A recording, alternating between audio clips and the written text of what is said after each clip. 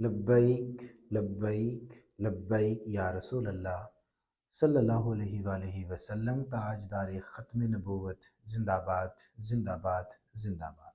अस्सलाम वालेकुम my dear students, welcome to Great Science Academy. This is Sardar Abdul Qadir Malik. My dear students, जैसा कि आप जानते हैं कि हमारी केपी के बोर्ड की जो फर्स्ट ईयर की मैथमेटिक्स है उसके ऊपर लेक्चर सीरीज जारी है और हम बात कर रहे हैं chapter number 2 matrices and determinant के ऊपर, जिसकी आज हम एक्सरसाइज 2.2 को स्टार्ट करेंगे। स्टूडेंट्स, 2.2 के अंदर हम डिटर्मिनेंट्स के ऊपर डिस्कशन करेंगे कि डिटर्मिनेंट्स हम किस तरह फाइंड आउट करते हैं। सबसे पहले मैं आपके साथ डिटर्मिनेंट का जो ऑर्डर है वो 2x2 ऑर्डर के मैट्रिक्स से आपके साथ स्टार्ट करूंगा कि डिटर्मिनेंट हम कैसे फाइंड आउट करते हैं। फिर मैं 3x3 4x4 and up to so on and cross N पे भी मैं आपके साथ बात करूंगा कि उसकी वैल्यूज़ को कैसे फाइंड आउट करते हैं। और अगर कोई स्टूडेंट्स मेरी ऑनलाइन क्लास को ज्वाइन करना चाहता है तो जो आपको स्क्रीन के ऊपर व्हाट्सएप नंबर शो हो रहा है इसके ऊपर मैसेज करके आप इंफॉर्मेशन ले सकते हैं कि आप किस तरह मेरी ऑनलाइन क्लास को ज्वाइन कर सकते हैं। ये online class special federal board के स्टूडेंट्स के लिए है जो कि SLO बेस्ड होती है। तो मैं आपको रिकमेंड करूँगा कि बेटा आप ज़रूर इस क्लास को ज्वाइन करें अपने मैक्सिमम कॉन्सेप्ट को क्लियर करने के लिए। जी, तो माय डियर स्टूडेंट्स, हम सबसे पहले डिटर्मिनेंट्स को डिफाइन करते हैं कि डिटर्मिनेंट है क्या ऑर्डर 2x2 का। सो सबसे पहले बेटा आप क्या करें,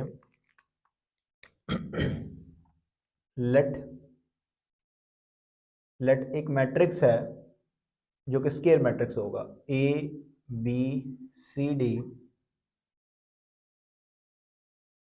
be a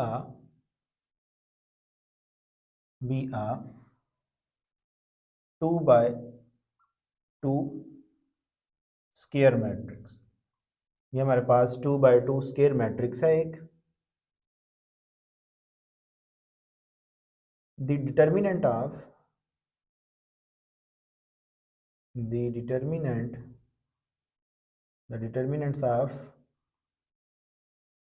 determinants of A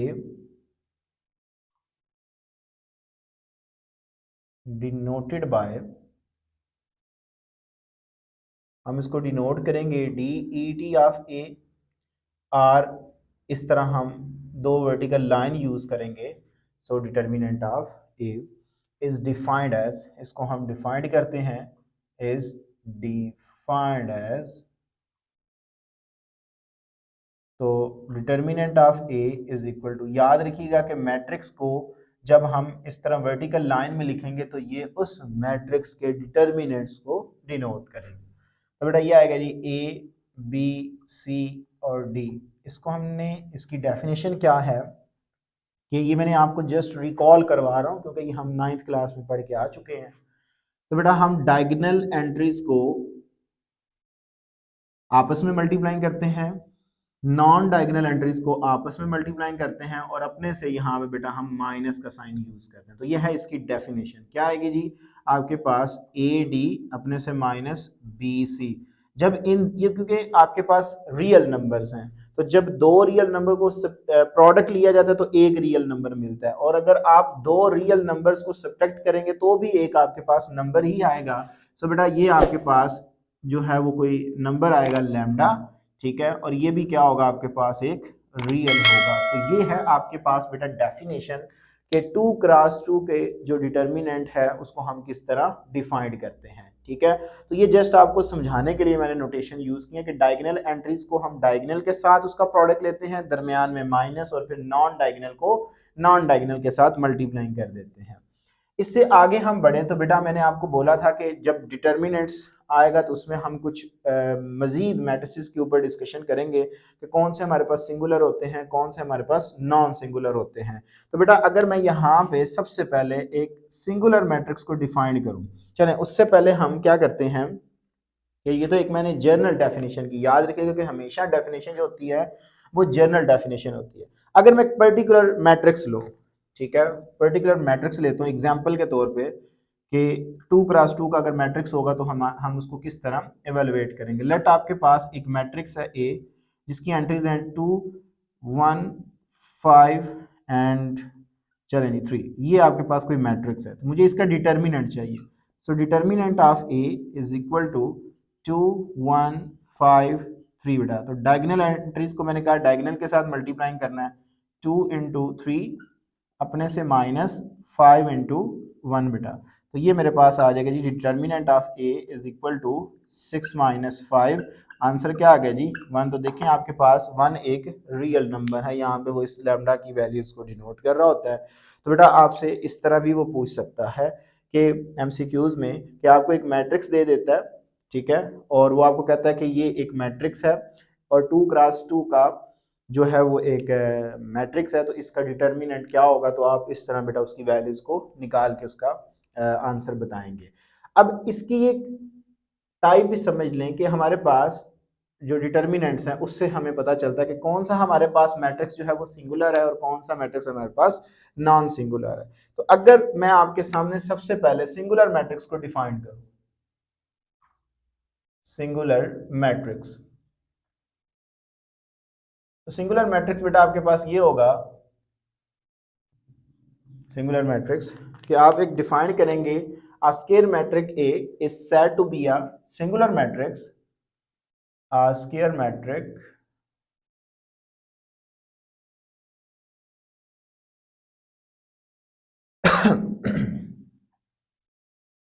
a square matrix, a square matrix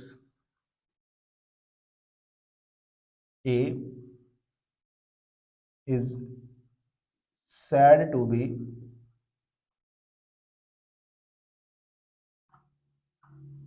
singular if कि उस मैट्रिक्स का जो डिटर्मिनेंट है वो इज इक्वल टू क्या आ जाए जी, जीरो आ जाए। ठीक है जी, उस मैट्रिक्स का जो आंसर है वो किसके इक्वल आ जाए, जीरो। तो हम कहते हैं कि ये मैट्रिक्स क्या है जी, एक सिंगुलर है। अगर एग्जांपल मैं आपके सामने रखूं तो एग्जांपल में अगर एक मैट्रिक्स ए लेता हूं मैं, तो बेटा ये आपके पास है जी 2 1 और बेटा ये आपके पास आएगा जी 2 1। चलिए इस तरह का मैं कोई मैट्रिक्स ले लेता हूँ, ठीक है।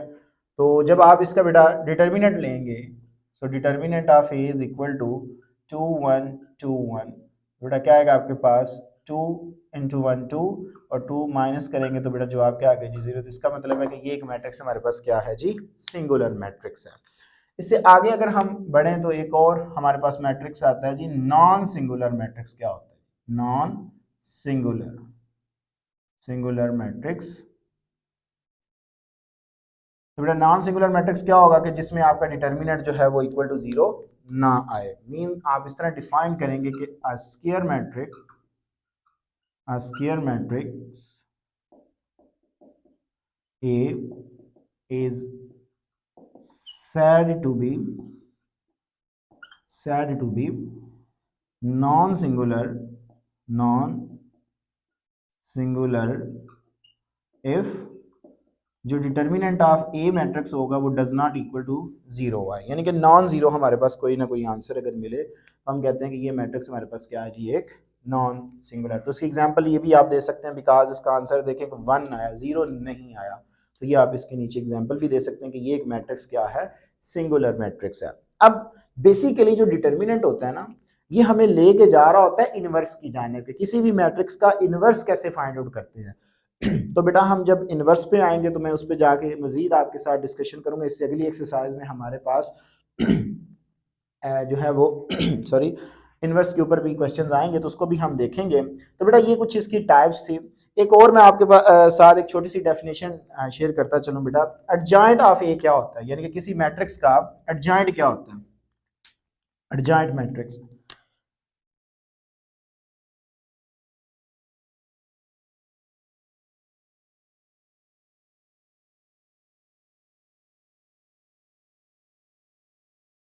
बड़ी सिंपल सी डेफिनेशन अगर आपके सामने रखूं तो बेटा let A be a square matrix of order 2 by 2। A आपके पास कोई मैट्रिक्स है आप इस तरह इसको कर लें, बेशक मैट्रिक्स डिफाइंड भी कर लें आप, ABCD be a square matrix of order 2 by 2. The adjoint is obtained. The adjoint is obtained. हमें जो है वो obtain होगा adjoint इसका कि हम इसकी जो डायगोनल एलिमेंट्स होंगे उनको इंटरचेंज कर देंगे, interchanging the diagonal elements। ये जस्ट 2x2 के लिए है, 3x3 4x4 इनके डिफरेंट हम एडजॉइंट लेते हैं। तो ये उसमें जाके हम आगे इसके बाद मेरी वही डिस्कशन होगी कि क्या आपके पास माइनर फैक्टर क्या होता है, को फैक्टर क्या होता है, ये सारे हम उसमें डिस्कस करेंगे। तो देन हम हर ऑर्डर के जो डिटर्मिनेंट्स होंगे उनका एडजॉइंट लेना सीखेंगे। तो जो interchange the diagonal element and change the sign, ठीक है जी, signs of other element mean इसको हम डिनोट करते हैं adjoint of A, it's denoted bye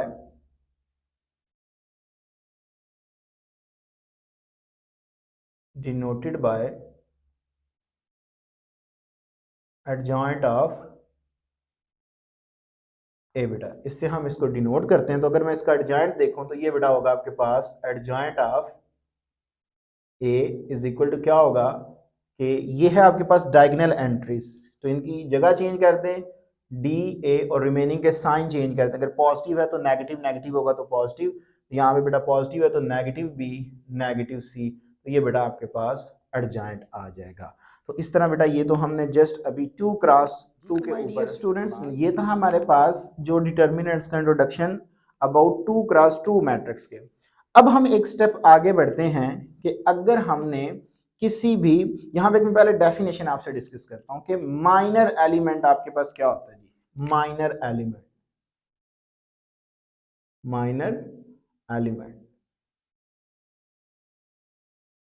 बेटा माइनर एलिमेंट बड़ा इंटरेस्टिंग सी, इसकी मैं मैथमेटिकली डेफिनेशन आपके सामने रखूंगा। हमें डिटर्मिनेंट्स का पता तो चल गया कि हम डिटर्मिनेंट्स को किसी भी मैट्रिक्स को अगर हम कन्वर्ट कर देंगे उसकी एसोसिएटिव फॉर्म के अंदर वर्टिकल लाइंस के अंदर, लाइक इस तरह हम इसको डिनोट करते हैं, तो फिर वो हमारे पास क्या बन जाता है जी, डिटर्मिनेंट बन जाता है। अब 2x2 का तो हमने देख लिया कि हम किस तरह उसका डिटर्मिनेंट फाइंड आउट करेंगे। अब क्वेश्चन है कि अगर हमारे पास 3x3 का एक या 3x3 ऑर्डर का आपके पास एक मैट्रिक्स हो तो हम उसका डिटर्मिनेंट कैसे फाइंड आउट करेंगे। तो बेटा उसके लिए हम एक डेफिनेशन यूज करते हैं, डेफिनेशन है हमारे पास माइनर एलिमेंट्स, यानी कि हम माइनर एलिमेंट्स को यूज करते हुए उसके डिटर्मिनेंट्स को फाइंड आउट करेंगे। तो बेटा आपके पास माइनर एलिमेंट्स जो होंगे वो मैं आपसे अभी डिस्कस करता हूँ कि अगर एक मैट्रिक्स है आपके पास, लेट कर लें कि एक मैट्रिक्स ए है जिसकी एंट्रीज हैं आपके पास 1 1 A12 A13 A21 A22 A23 A31 A32 and A33। बेटा ये जो आपके पास है ना A11 से मुराद है कि ये जो A11 हम ले रहे हैं, इस फर्स्ट वन से मुराद है कि आपके पास नंबर ऑफ रो, मैं इसको R से डिनोट कर रहा हूँ, number of row, number of, और जो आपके पास सेकंड वन है इससे मुराद है कि नंबर ऑफ कॉलम, इसको मैं C से डिनोट कर रहा हूँ। क्या मुराद है कि नंबर ऑफ रो, यानी कि फर्स्ट रो और first column, first row second column, first row third column, second row first column, second row second column. अब क्योंकि कॉलम आपके पास इस तरह होते हैं वर्टिकल लाइन में, और जो आपके पास हॉरिजॉन्टल फॉर्म के अंदर होते हैं वो आपके पास रोज होती हैं बेटा। तो मैंने इसका अगर ये A11 जो है, A11 जो है ये मैं कैसे कैलकुलेट करूंगा, ये बेसिकली बड़ा इंटरेस्टिंग सा कॉन्सेप्ट है। आप सबसे पहले देखें तो बेटा इसको अगर मैं डिटर्मिनेंट की फॉर्म में लिखूं, तो यहाँ भी माइनर एलिमेंट की आपको समझ आ जाएगी। बाय द वे फिर मैं आगे क्वेश्चन जब करूंगा इसके बाद में भी आपके साथ क्वेश्चन नंबर 1 डिस्कस करूंगा एक्सरसाइज का, ठीक है, एक और डेफिनेशन डिस्कस करने के बाद। तो बेटा यहाँ पे देखिए आपके पास है जी A11, A12, A13, A21, A22, A23, A31, A32 and A33 बेटा ये आ जाएगा जी आपके पास। तो अब मैंने यहां से बेटा क्या करना है कि माइनर ऑफ A11 अगर कैलकुलेट करना हो, ठीक है, minor of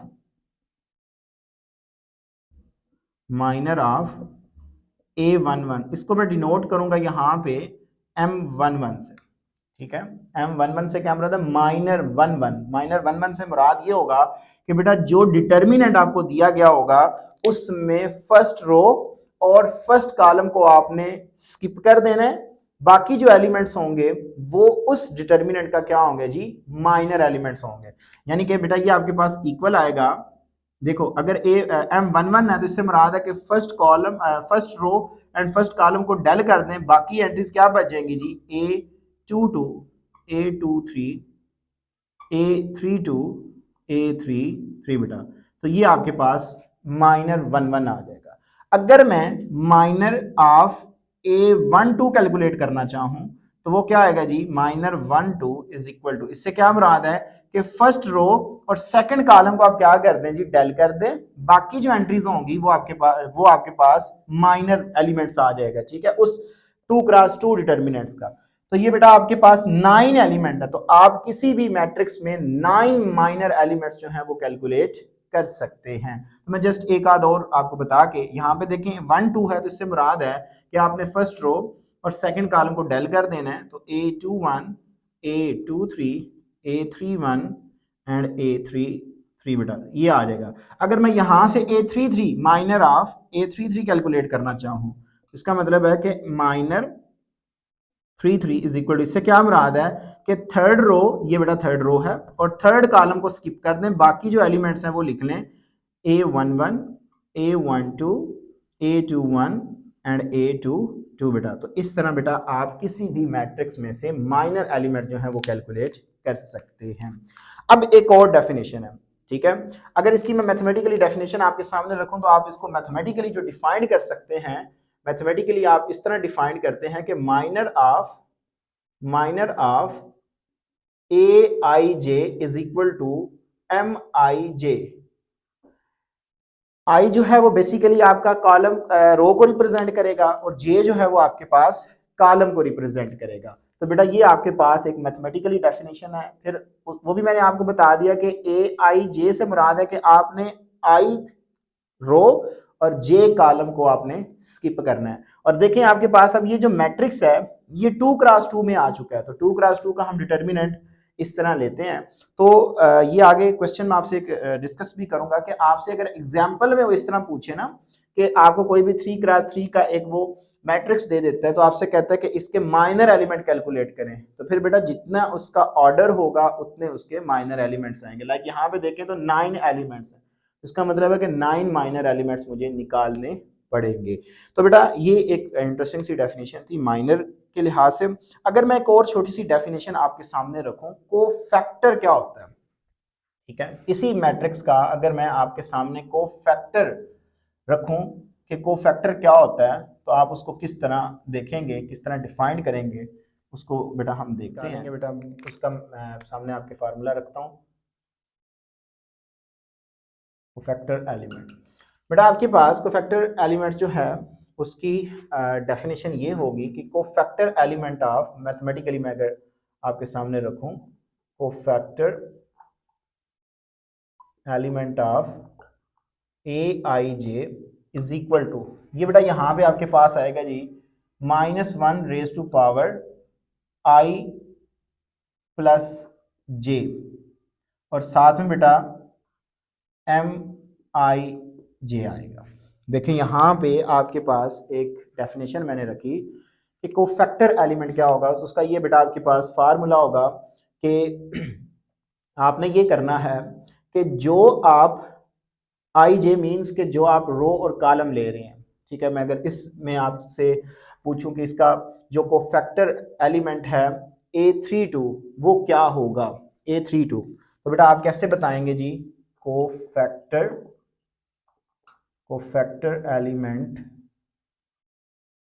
element of A32, तो बेटा ये आपके पास है कि इससे क्या मुराद है कि अब थर्ड रो है और सेकंड कॉलम है, तो उसके लिए बेटा मैं लिखूंगा -1⁻³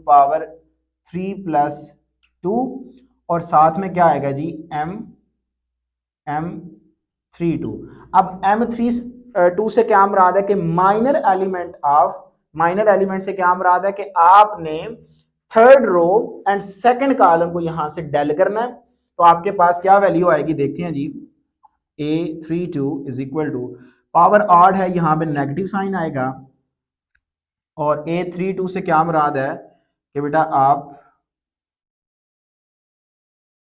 A32 से, यानी कि ये थर्ड रो है, सेकंड कॉलम में इसको डेल कर दें, बाकी जो एंट्रीज होंगी A11 A13 A21 and A23 बेटा। तो ये आपके पास को फैक्टर एलिमेंट, जब आप इसको हल करेंगे तो को फैक्टर एलिमेंट ऑफ A32 आपको मिल जाएगा। तो ये बड़े आसान से हैं, मैं आपके साथ जब क्वेश्चन नंबर 1 डिस्कस करूंगा तो इंशाल्लाह आपका बेटा ये कॉन्सेप्ट क्लियर हो जाएगा। तो ये कुछ इंट्रोडक्शन मैंने आपके सामने रखा कि हमारे पास माइनर एलिमेंट क्या होते हैं और कोफैक्टर एलिमेंट क्या होते हैं। कोफैक्टर एलिमेंट्स में आपके पास यहाँ पे अल्टरनेटिव साइन यूज हो रहे हैं, plus minus plus minus plus minus plus minus, वो बेसिकली आपके पास कोफैक्टर एलिमेंट्स होते हैं जो प्लस माइनस के साथ चल रहे होते हैं। और जो आपके पास माइनर एलिमेंट्स होते हैं वो हमेशा हम पॉजिटिव से ही स्टार्ट लेते हैं, उसमें प्लस माइनस यानी कि इस फार्मूले को हम यहाँ पे यूज नहीं कर रहे होते। तो ये बेसिकली एक इंपॉर्टेंट नोट भी है आपके सामने कि जो जब हम डिटर्मिनेंट्स फाइंड आउट करेंगे, लाइक आपको मैं थोड़ा सा मजीद इसमें अगर बताता चलूं तो आपसे इस तरह पूछ सकता है कि आप कैलकुलेट करें वैल्यू, ये क्वेश्चन नंबर 1 आएगा, अभी बताऊंगा, A11 A12 A13 and up to so on, ठीक है, जितने भी ऑर्डर का हमारे पास मैट्रिक्स होगा। तो इसमें अगर इस तरह इस फॉर्म में आपको देगा ना, इस फॉर्म में, तो बेटा फिर इसका मतलब है कि यहाँ पे हमने कोफैक्टर एलिमेंट निकालना है, यानी कि कोफैक्टर एलिमेंट्स के फार्मूले को यूज करके हमने A11 की वैल्यू को निकालना है। अगर वो हमसे ये कहता है ना कि आप वैल्यू कैलकुलेट करें M11 M12 M13 and up to so on, तो इसका मतलब है कि फिर मैंने डायरेक्ट इनडायरेक्ट यही मेथड लगा देना, फिर उसमें उसके साथ मैंने प्लस माइनस नहीं लगाना। तो ये आपने अपने बात अपने माइंड में रखनी है कि अगर वो आपको एक डिटर्मिनेंट देता है और वो आपसे पूछता है कि इसके माइनर एलिमेंट कैलकुलेट करके दे, तो बेटा उसका मेथड आपके पास ये होगा। और अगर आपको कहता है कि जस्ट A11 A12, तो A11 A12 A13 से मुराद है कि कोफैक्टर एलिमेंट जो है वो इसके फाइंड आउट करके दें। तो बेटा ये कुछ बातें थी, इंट्रोडक्शन आपके साथ मैंने डिस्कस किया डिटर्मिनेंट्स का।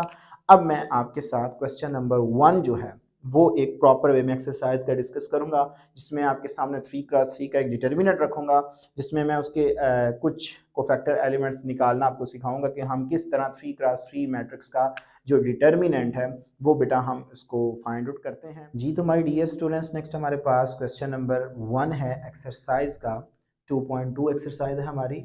इसमें बेटा हमसे वो डिमांड करता है कि आपके पास एक मैट्रिक्स है जो कि 3x3 ऑर्डर का एक मैट्रिक्स है, और हमसे वो ये डिमांड कर रहा है कि आप वैल्यू फाइंड आउट करें A11 A21 A23 A31 A32 and A33, और हमें कहता है कि इसका डिटर्मिनेंट जो है वो भी कैलकुलेट करके दें। तो सबसे पहले बेटा हम क्या करते हैं कि इसकी तमाम वैल्यूज़ को ये कैलकुलेट करके फिर हम उसका डिटर्मिनेंट निकालते हैं। तो बेटा हमारे पास जो है वो एक मैट्रिक्स ए है, सोल्यूशन में यहाँ से ले रहा हूँ, जिसकी वैल्यू है जी हमारे पास 1 3 1 -1 2 0 2 0 -2 बेटा, ये आपके पास एक वैल्यू है जो कि आपको गिवन है। तो मैंने बेटा अब जो है वो इसके वैल्यूज निकाली हैं जी, A11 A21 A23 and A31 A32 and A33, इसकी वैल्यूज को मैंने कैलकुलेट करना है। तो बेटा इसकी वैल्यू को कैलकुलेट करने के लिए यहाँ पे देखें तो A11 है, A11 से क्या मुराद है कि यहाँ पे बेटा आपने -1⁻1 + 1, इससे क्या मुराद है कि आपने जब A11 कैलकुलेट करना है तो क्योंकि ये आपको फैक्टर एलिमेंट जो है वो निकालेंगे, तो आपके पास फर्स्ट रो और फर्स्ट कॉलम जो है वो इस डिटर्मिनेंट का, अगर मैं यहाँ पे इसका डिटर्मिनेंट ड्रा कर लूँ कि इसको हम इस तरह डिटर्मिनेंट में इसकी एसोसिएटेड जब डिटर्मिनेंट की इक्वेशन लिखते हैं तो हमारे पास आएगी जी 1 इस तरह वर्टिकल लाइन में 1 3 1 -1 2 0 2 0 -2 बेटा। तो ये आ गई बेटा। इससे आपने क्या करना है कि A11 से मुराद है कि जो बेटा आपके पास फर्स्ट रो और फर्स्ट कॉलम है वो डेल कर दें, बाकी एंट्रीज यहाँ पे लिख लें। तो ये आपके पास आएगा जी 2 0 0 -2 बेटा। तो ये आपके पास आ जाएगा जी -1 रेज़ टू पावर 1 + 1 2 और डिटर्मिनेंट आपको लेना आता है अब 2 क्रॉस 2 का। सो 2 2 ज़ार 4 -4 -0। तो बेटा यहाँ पे इवन पावर है, माइनस खत्म हो जाएगी, जस्ट आंसर क्या आ गया जी मेरे पास -4 आ गया। इसके बाद बेटा आप देखें तो आपके पास है जी नेक्स्ट वैल्यू A21 यहाँ पे -1 रेज़ टू पावर 2 + 1 और बेटा आप क्या करेंगे अब देखें यहाँ पे सेकंड है यानी कि 2 1 है, 2 1 से मुराद है कि सेकंड रो और फर्स्ट कॉलम को जो है वो आप डेल कर दें, बाकी एंट्रीज क्या आ जाएंगे आपके पास 3 1 0 -2। तो बेटा ये आपके पास आएगा जी -1 रेज़ टू पावर 3 और इसका डिटर्मिनेंट टेक करें जो कि आपके पास आएगा जी -6 -0 बेटा। तो क्योंकि डायगोनल को डायगोनल के साथ, नॉन डायगोनल को नॉन डायगोनल के साथ मल्टीप्लाई करते हैं तो ऑड पावर होने की वजह से माइनस रहेगी और यहाँ पे -6 माइनस प्लस 6 इसका बेटा आंसर आ जाएगा। नेक्स्ट आपने वैल्यू कैलकुलेट करनी है जी A32 की। तो बेटा A23 की, सॉरी A23। तो यहाँ पे -1 रेज़ टू पावर 2 + 3 और इससे मुराद है कि आपने अब सेकंड रो, ये बेटा आपके पास सेकंड रो है और ये है आपके पास थर्ड कॉलम, इसको डेल करना है, बाकी आपने एंट्रीज लिखनी है जी 1 3 2 0। तो ये बेटा आपके पास आएगा जी -1 रेज़ टू पावर 5 और ये आएगा जी 0 अपने से -3 2 ज़ार 6 बेटा। तो ऑड पावर होने की वजह से माइनस रहेगी, माइनस माइनस प्लस, तो इसका आंसर क्या आ गया जी +6 आ गया। नेक्स्ट हमने कैलकुलेट बेटा करनी है जी वैल्यू A31 की। सो A31 क्या होगा जी -1 रेज़ टू पावर 3 + 1। सो 3 + 1 से मुराद है कि बेटा आपने थर्ड रो और फर्स्ट कॉलम जो है वो डेल कर देना है। तो बाकी एंट्रीज आपके पास आएगी जी 3 1 2 0 बेटा। तो ये आपके पास आ गया जी -1 रेज़ टू पावर 4 और यहाँ पे आएगा जी 0 एंड -2। तो आपके पास आएगा जी 3 1, ये 3 और दिस वन, ठीक। तो बेटा यहाँ पे इवन पावर होने की वजह से माइनस खत्म, प्लस माइनस माइनस, तो -2 बेटा इसका जवाब आ जाएगा। नेक्स्ट हमारे पास है जी A32 की वैल्यू को कैलकुलेट हमने करना है। सो A32 की वैल्यू को कैलकुलेट हम कैसे करेंगे, -1 रेज़ टू पावर 3 + 2। इससे मुराद है कि आपने second row sorry third row and second column को जो है वो डेल करना है, बाकी आप एंट्रीज लिख लें 1 -1 1 एंड 0 बेटा। तो ये आपके पास आएगा जी -1 रेज़ टू पावर 5 और 0 और अपने से +1, 8 पावर होने के लिए माइनस रहेगी, तो बेटा यहाँ पे -1 इसका आंसर आ जाएगा। देखिए बेटा जो आप यहाँ पे लिख रहे होते हैं ना 3 2 से मुराद है कि उस रो और कॉलम को आपने डेल कर देना। लाइक देखना यहाँ पे 3 2 है तो थर्ड रो और आपने सेकंड कॉलम को क्या किया, थर्ड रो और सेकंड कॉलम को जब डेल किया तो 1 -1 और 1 0 ये एलिमेंट्स बाकी बच जाते हैं इस डिटर्मिनेंट्स के। अब बेटा हम लास्ट पे आते हैं, तो लास्ट पे हमने वैल्यूज कैलकुलेट करनी है A33 की। तो A33 की वैल्यू कैसे हम कैलकुलेट करेंगे, A33 is equal to -1 raise to power 3 + 3। इससे मुराद है कि third row and third column को आपने डेल करना है। ये थर्ड रो है और ये थर्ड कॉलम है, बाकी आप एंट्रीज लिख लें 1 -1 3 एंड 2 बेटा। तो ये आप इसको हल करें तो ये आपके पास आएगा जी -1 रेज़ टू पावर 6 और ये आएगा जी मेरे पास 2 + 3 बेटा। तो इवन पावर होने की वजह से ये खत्म हो जाएगी, माइनस +1 बच जाएगा और ऐड होकर जस्ट 2 + 3 किया 5, तो ये आपके पास इसका आंसर आ गया। तो इस तरह बेटा आप जो है वो A11 की जो वैल्यू है वो कैलकुलेट कर सकते हैं, A12 A13। और ये जब आपके पास एक बात याद रखिएगा कि अगर आपके पास A11 A12 लाइक इस फॉर्म के अंदर देता है तो आपने इसी तरह हल करना है, साथ में ये -1 रेज़ टू पावर 1 + 1 उस माइनर फैक्टर के साथ यूज होगा। अगर वो आपसे ये डिमांड करता है ना कि आप फाइंड आउट करके दें मुझे, कि आपको अगर वो यहाँ से ये कहता है कि माइनर एलिमेंट कैलकुलेट करके दें, यानी कि A11 M11 M21, तो इससे मुराद है कि फिर आपने ये वाले साइन साथ लेके चलने की जरूरत नहीं है, आपने जस्ट इसका डिटर्मिनेंट लेना है। और यहाँ अब आप देखें नेक्स्ट हमसे उसने डिमांड की थी कि आप इसका डिटर्मिनेंट जो है वो भी कैलकुलेट करके दें। So determinant of A is equal to क्या आएगा, determinant of A determinant of A बेटा आपके पास आएगा, इसकी एक दफ़ा एंट्रीज लिखें 1 3 1। नेक्स्ट है आपके पास -1 2 एंड 0 2 0 -2 बेटा, तो ये आएगा आपके पास। ठीक है, तो बेटा आपके पास ये आएगा, डिटर्मिनेंट आ गया। अब आप इसमें देखें कितनी रोज हैं, 1 2 3 रोज हैं, कॉलम्स कितने हैं 1 2 3 3 कॉलम्स है। तो आप इस डिटर्मिनेंट को किसी भी रो से या कॉलम से एक्सपैंड कर सकते हैं, आपके पास जवाब के ऊपर किसी किस्म का इफेक्ट नहीं पड़ेगा।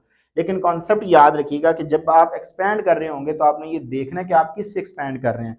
तो मोस्टली मैं क्या किया करूंगा, R1 से एक्सपैंड किया करूंगा। तो बेटा अगर मैं इसको R1 से एक्सपैंड करता हूं, एक्सपैंड बाय R1, यानी कि मैं फर्स्ट रो से इसको क्या करने जा रहा हूँ जी, एक्सपैंड करने जा रहा हूँ। तो ये मैं जब एक्सपैंड करूंगा तो क्या आएगा मेरे पास, determinant of A is equal to, देखिए फर्स्ट एलिमेंट क्या है आपके पास 1 है, तो इससे मुराद है कि फर्स्ट रो और फर्स्ट कॉलम को आप बेटा क्या करेंगे, डेल करेंगे। ये फर्स्ट रो है, ये फर्स्ट कॉलम है, इसको डेल करेंगे, बाकी एंट्रीज क्या आ जाएंगी 2 0 0 -2 बेटा।